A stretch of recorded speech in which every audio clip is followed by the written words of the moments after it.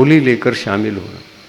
तो लोगों के विचारधारा के आधार से आपने सवाल ले लिया, क्योंकि कामनाएं हैं, हमारी समस्याएं हैं, उन्हीं को हल करने के लिए, उन समस्याओं को दूर करने के लिए और समस्या रहित जीवन जीने की आशा से हमने नाम भी दे दिया, बोली भी ले लिया, घी भी डाल दिया,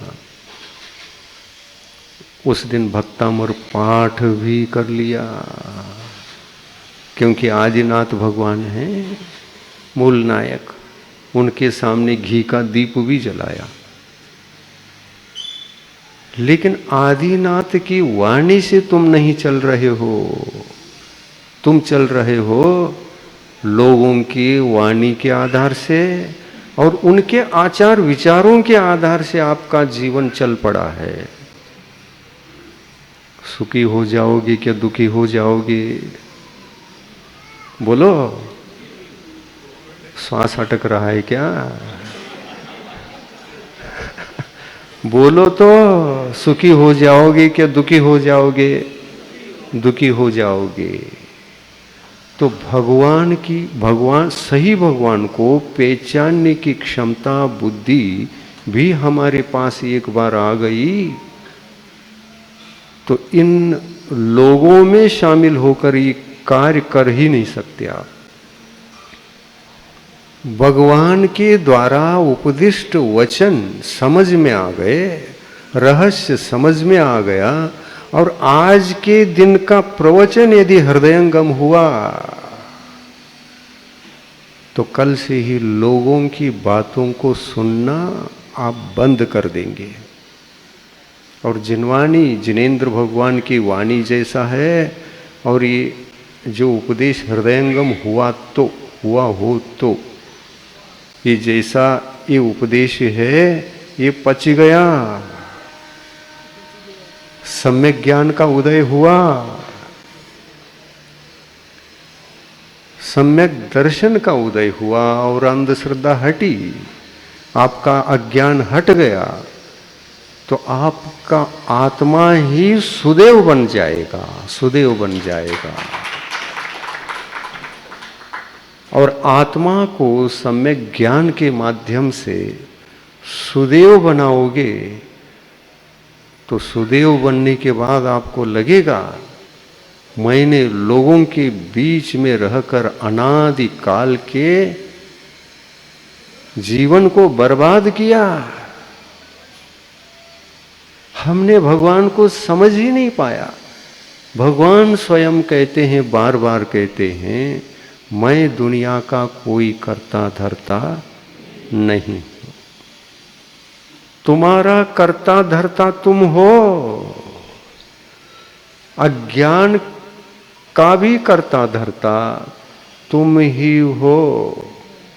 अपने आत्मा के भीतर अज्ञान को भी तुम ही उपजाते हो और ज्ञान को भी तुम ही उपजाते हो। और इसीलिए तुम्हारी आत्मा अनायतन भी हो सकती है और आयतन भी बन सकती है। खुद को समझे नहीं और आयतन को बाहर ढूंढने के लिए निकले। मिल गया आयतन भी, सच्चे देव मिल गए, सच्चे गुरु मिल गए, उनकी वाणी मिल गई, सब कुछ मिल गया, संपन्न हो गए। ये ऐसा कुछ घटित हुआ तो आप सुदेवता हैं, आप ही हैं। हृदयंगम हुआ तो अज्ञान के हटने के बाद अज्ञान से की जाने वाली क्रियाएं वो तटस्थ हो जाती हैं। क्रियाएं तटस्थ हो जाती, वो कर ही नहीं सकते। बोलो, कोई ज्ञानी है और क्रियाएं गलत करेगा? ज्ञानी है, अरहंत भगवान के पास जाकर के ये दीप आदि जला करके कामना करेगा उनसे? अरहंत भगवान यदि कर्ता धर्ता तुम्हारे जीवन के हैं कर्ता धर्ता यदि आपके जीवन के हैं तो फिर वही बात होगी यहाँ पर भी, इस मंदिर में भी। ऊपर वाला पासा फेंके, नीचे चलते दांव। अभी तो ये गया ही नहीं, विचारधारा बदली ही नहीं। सम्यक दृष्टिकोण सोचो, जो ज्ञान का जीवन जी रहा है वो सम्यक दृष्टि होता है।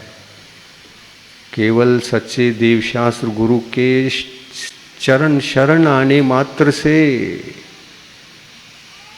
चरण शरण आने मात्र से सम्यक दर्शन की उत्पत्ति नहीं होती। शरण के पश्चात अंदर के देवता को, जो अज्ञानी बैठा है हमारा आत्मा, इसको सुज्ञान प्रदान करके भगवान की वाणी को हृदयंगम करके आप अपनी आत्मा के ऊपर यदि उपकार करते हैं और आपकी आत्मा यदि ज्ञान में बदल जाता है, तो फिर उस दिन आप भी आयतन की कोठी में आओगे। भगवान तो आयतन है ही, लेकिन हमारा अज्ञान कुदेव बन गया था अज्ञान के कारण से। ये भीतरी अनायतन आत्मा ही कुदेव है, और भीतरी आत्मा ही आयतन बनने के बाद, ज्ञान होने के बाद सच्चा मार्ग, सच्ची क्रियाएं, क्या करना क्या नहीं करना, वैचारिक पद्धति से, वैचारिक ढंग से चलने की, आचरण करने की पद्धति पता चल जाए और ज्ञानी बन जाए आत्मा, तो आयतन की कोटि में रूपांतरित होता है। वह ज्ञानी आत्मा आयतन के रूप में रूपांतरित तभी होता है। शरण जाने मात्र से कुछ नहीं होता। चरण शरण जाने मात्र से आप सम्यक दृष्टि नहीं बनते, ये निश्चित बात है। आज का प्रवचन बहुत गहरा जा रहा है, गहरा जा रहा है। हम सिर्फ इतना ही कहते हैं कि भगवान के मंदिर में आकर भिखारी का काम मत करो। भगवान के मंदिर में जाकर भिखारी मत बनो। ये सूत्र आज का आपको अपने जीवन में साकार हो जाए तो सम्यक दृष्टि बन जाओगे।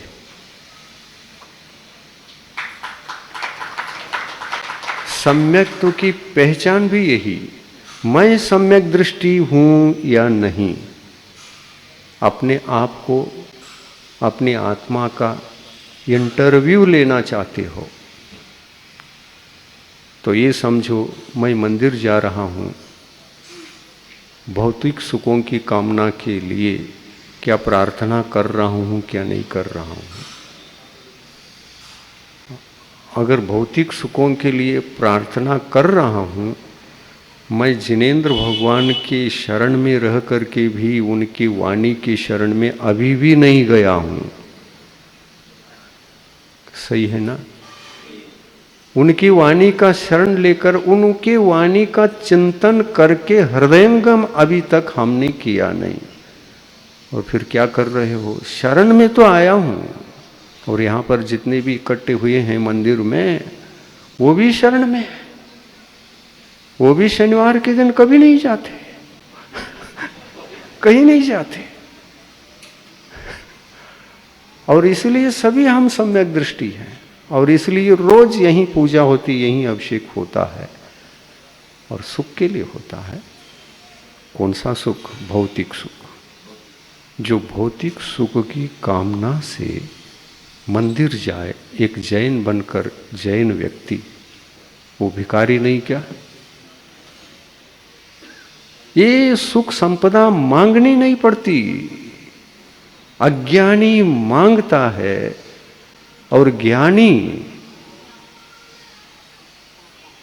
मांगता नहीं। हे भगवान, मांगे बिना मोती मिलती है, ये आपकी वाणी है। मैं क्यों मांगूं? मैं इसी का प्रयोग करूंगा, प्रैक्टिकल करूंगा। मांगे बिना मोती मिले, ये जो आपने कहा है, अगर वो सत्य है तो मैं भिखारी बनकर आज से ही त्याग देता हूं भौतिक सुखों की कामना। हे भगवान, वीतरागी भगवान, ये कर्ता धर्ता से मुक्त अवस्था वाले भगवान, तुम अरहंत भगवान हो। मेरे लिए कोई भी भौतिक सुखों का कर्ता धर्ता आप बनकर मुझे सुख नहीं देते, मुझे विश्वास है। भौतिक सुख इत्यादि जो मिलते हैं, भिखारी पने को त्याग कर आपके सद्गुणों की भक्ति गुणगान आप जैसे बनने के लिए यदि मैं करता हूं, तो ये सूत्र साकार होगा। ये सूत्र सा भिखारी बन करके नहीं आना। फिर भी मैं गया, ये आज्ञा का उल्लंघन नहीं क्या? किसकी आज्ञा का उल्लंघन है? तो अरहंत भगवान के मंदिर में अरहंत भगवान की आज्ञा का उल्लंघन करते हुए हम उनका अभिषेक भी कर रहे हैं, पूजन भी कर रहे हैं, और भगवान मुस्कुरा रहे हैं। कैसा अज्ञानी! मेरा चरण छू लिया, लेकिन मेरी वाणी का आचरण, वाणी के द्वारा जो सन्मार्ग है, उस सन्मार्ग को आचरण नहीं बनाया। मैंने कहा था कि साहूकार बन करके आओ, और साहूकार कौन? जो भौतिक सुखों को कुछ भी मांगता नहीं है, वो साहूकार है। और उस साहूकार को भगवान कहते हैं ये ठीक रास्ते पर है। और जो भिखारी भौतिक सुखों की कामना कर रहा है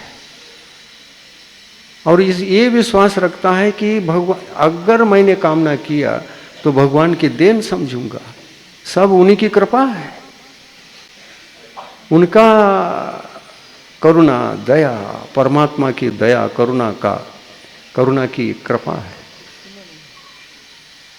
परमात्मा किसी पर कृपा करने का कर्ता धर्ता नहीं होते, और इसलिए सच्चे भगवान हैं। जो कृपा करे, कृपा करने वाले भी होते हैं, लेकिन जो कृपा करते हैं, कृपा करने का कर्ता धर्ता कार्य करते हैं, वे भी सच्चे भगवान नहीं हैं। मैं आपको भौतिक सुख देता हूं, और मैं जो कहता हूं करो करो, ये कहते सच्चे नहीं है तो कहेंगे। कितने हैं गुरु? यदि ऐसा कहें मेरा आशीर्वाद है, तुम्हारा भला होगा, और भला हो गया तो मेरे वजह से हो गया, मेरे आशीर्वाद के परिणाम स्वरूप हुआ, ये समझा करो। क्या ऐसे गुरु का वह ज्ञान सम्यक ज्ञान है?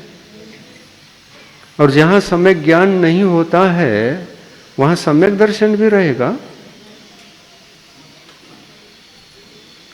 तो आशीर्वाद तो सभी गुरु देते हैं, पर ज्ञानी गुरु का आशीर्वाद ज्ञानमय होता है। अज्ञानमय से कोई आशीर्वाद ऐसा दे दे तो उनका आशीर्वाद भी अज्ञानमय ही होता है। इसलिए अज्ञानमय मार्ग से आपको चलाने का प्रयास करेंगे। तो इसी को कहा है पाषाण की नाव और एक लकड़ी की नाव।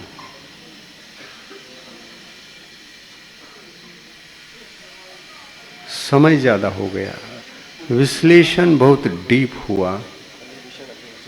हो सके यही विषय आगे बढ़ाएंगे, ताकि कम से कम जिन मंदिर में जाकर भगवान को मानने वाले, भगवान के शरण में रहने वाले, तत्वों को समझकर ज्ञानी बनकर यदि करने लग जाए पूजा, अभिषेक, पाठ आदि, आप बोल ही लीजिए, कोई आपत्ति नहीं।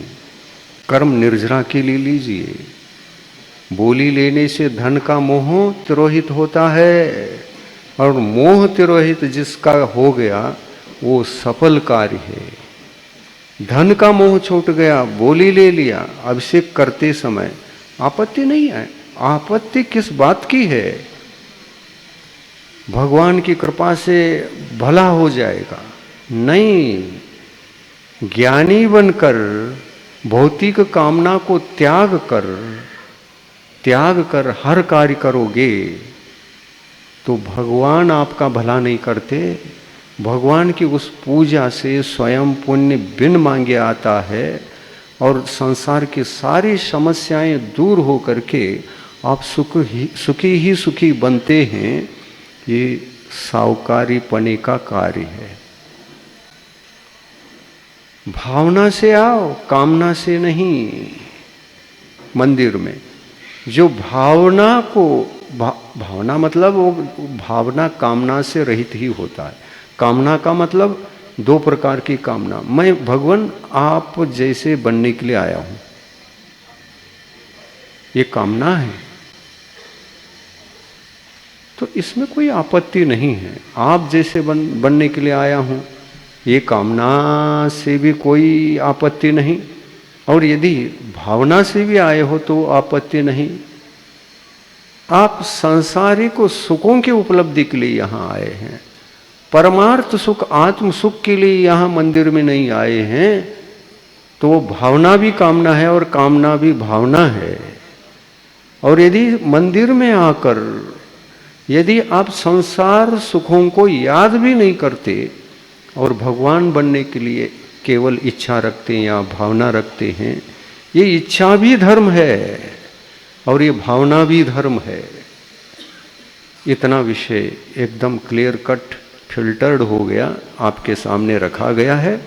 आपको बार बार इन विषयों का चिंतन करके कैसे आना है मंदिर, इतनी भी शिक्षा अगर इस प्रवचन से मिल चुकी है तो अपने जीवन को उस रूप में आप रूपांतरित कर सकते हैं। इसी भावना के साथ अहिंसा परमो धर्म की जय।